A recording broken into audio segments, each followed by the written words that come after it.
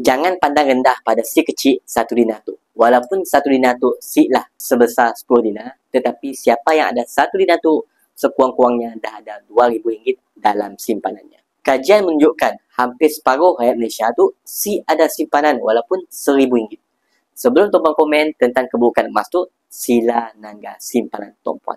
Adakah tuan-puan dah cukup simpanan kecemasan 12 bulan pendapatan dan tuan-puan ada simpanan belanja hangus untuk 1 tahun?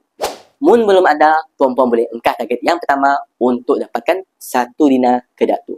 Dengan simpanan 1 dinar tu, cukup untuk membeli barang dapur dan rumah untuk kegunaan satu keluarga selama sebulan. Dan mun tuan-puan ada 6 keping 1 dinar macam tu, tuan-puan sudah pastikan keluarga tuan-puan si kelaparan selama 6 bulan. Tuan-puan boleh pilih kaedah simpanan gap ataupun gold accumulation program. Kaedah tu si ada cas dan komitmen.